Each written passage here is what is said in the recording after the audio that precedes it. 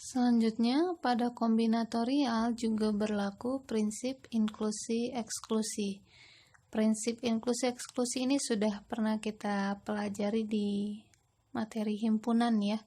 Dan di sini caranya juga sama, hanya bedanya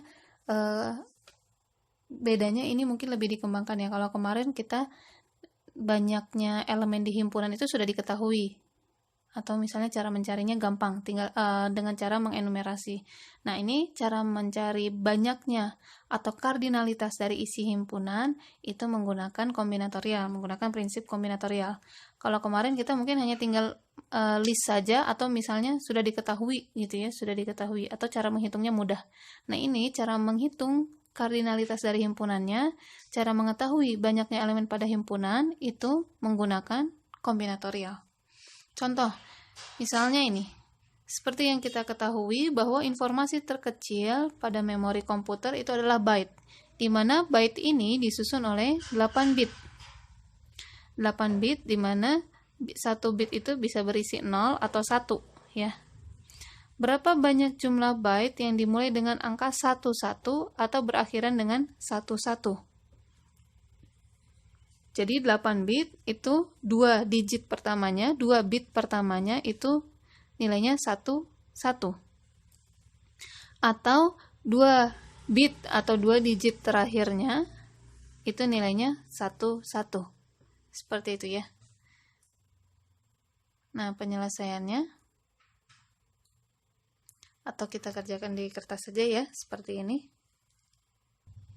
Nih ya, jadi kita punya 1 byte yang berisi 8 bit, di mana yang mau kita cari berapa banyak byte yang dimulai dengan 11 atau diakhiri dengan 11. Misalkan himpunan A itu adalah himpunan byte yang awalnya adalah himpunan byte diawali 11 itu ya. Dan B itu adalah himpunan byte yang justru diakhiri akhirnya yang 11. Jadi ini yang ditanya ini adalah yang himpunan A, yang ini adalah yang himpunan B. Kalau kita analogikan, kita gambarkan di sini, ini misalnya ada 1 byte. Nah, ini ada 8 kotak ya. Maka himpunan byte yang diawali 11 seperti ini ya.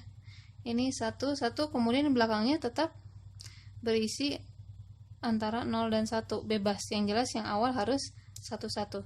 Sedangkan untuk yang himpunan B itu justru posisi 1-1-nya ada di belakang.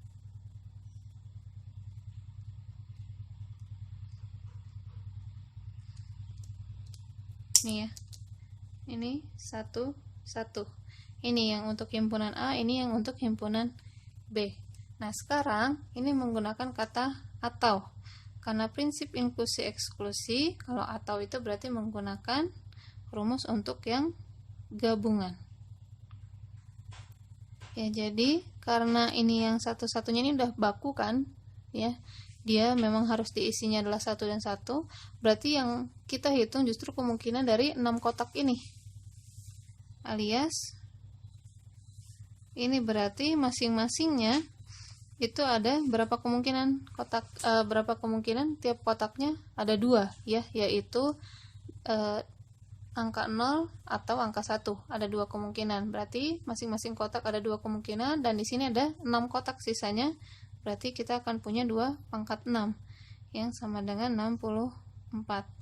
Sedangkan yang ini juga sama, hanya beda posisi saja. 6 kotak yang kosong, di mana kosong ini masing-masing kotaknya ada 2 kemungkinan, yaitu 0 dan 1. Berarti kita punya 2 pangkat 6 juga, sama dengan 64. Nah, untuk mengingat kembali prinsip inklusi eksklusi itu rumusnya seperti ini untuk yang gabung, yaitu kardinal A ditambah kardinal B dikurangi kardinal dari irisannya. Kardinal A kita udah punya 64, kardinal B juga sama. Nah, untuk irisannya bagaimana? Untuk irisannya saya hitung di sini ya. Untuk irisannya ini kita masih punya 8 kotak. Kalau irisannya itu kan berarti yang depannya satu-satu, belakangnya juga satu-satu. Nah, berarti sisa 4 kotak lagi. Ini untuk yang A iris B. Ya, berarti karena 4 kotak ini masing-masing kotaknya punya 2 kemungkinan, yaitu 0 dan 1. Berarti kita akan punya 2 pangkat 4 alias 16. Seperti itu ya. Karena ada 4 kotak yang kosong, berarti yang kita consider ini saja. Sebenarnya kan ini 2 pangkat 4 dikali 1 kali 1 kali 1 kali 1 kan gitu ya. Kalau perkalian terhadap kali 1 kan bisa kita abaikan ya. Jadi kita tinggal menghitung kotak yang kosongnya ada berapa, dan tiap kotaknya punya 2 kemungkinan. Berarti ini 64 ditambah 64 dikurangi 16 sama dengan 112. Ini hasil dari perhitungan prinsip inklusi eksklusi dengan mencari nilai banyaknya isi himpunan itu menggunakan materi kombinatorial. Setelah materi prinsip inklusi eksklusi, kita lanjut ke materi permutasi. Ya, di sini ini adalah bagian dari kombinatorial tadi ya, terdiri dari kaidah dasar menghitung, permutasi dan kombinasi. Untuk yang permutasi, analoginya seperti ini. Kita punya bola dengan 3 warna yang berbeda, yaitu merah, biru, dan putih. Ini ya, merah, biru, dan putih. Kemudian kita punya 3 kotak. Pertanyaannya, berapa jumlah urutan berbeda yang mungkin dibuat dari penempatan bola ke dalam kotak? Ya, jadi bisa saja kotak satunya kita isi dulu yang bola merah. Maka kotak kedua ada 2 kemungkinan, yaitu biru dan kemungkinan putih. Kalau kotak 2 sudah diisi biru, berarti kotak 3 kita isi putih. Kalau kotak 2 terisi putih, berarti kotak 3 terisi biru. Kan seperti itu ya. Jadi ini urutannya. Jadi bisa MBP atau MPB. Atau juga misalnya kotak satunya biru, hasilnya ini, BMP atau BPM. Atau ini, ketika kotak pertamanya putih, maka kesininya bisa PMB, putih merah biru, atau putih biru merah. Nah, jumlah kemungkinannya berarti ada berapa nih? 1, 2, 3, 4, 5, 6. Ada 6 kemungkinan urutan yang berbeda dari penempatan bola tadi. Ya, bisa merah biru putih, bisa biru merah putih, bisa putih merah biru, dan seterusnya sampai ada 6 kemungkinan. Ini udah seluruh kemungkinan. Nah, ternyata jumlah kemungkinan dalam kotaknya itu penulisannya seperti ini, 3 kali 2 kali 1, atau bisa saja kita tulis 3 faktorial, yaitu sama dengan 6. Jadi maksudnya 3 kali 2 kali 1 ini apa? Kotak pertama itu punya 3 kemungkinan, merah, putih, atau biru bebas. Masih punya 3 kemungkinan. Nah, untuk kotak yang kedua, ini jelas tidak boleh berulang. Tidak boleh di kotak pertama merah, kotak keduanya juga merah. Nggak mungkin. Karena bola merahnya cuma 1.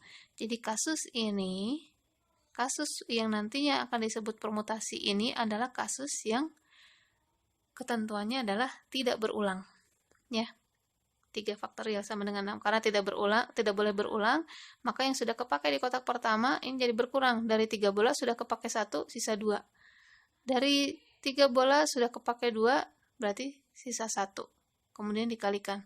Ini sama seperti contoh soal yang sebelumnya sudah kita bahas ya, di kaidah dasar menghitung. Jadi kaidah dasar menghitung yang seperti ini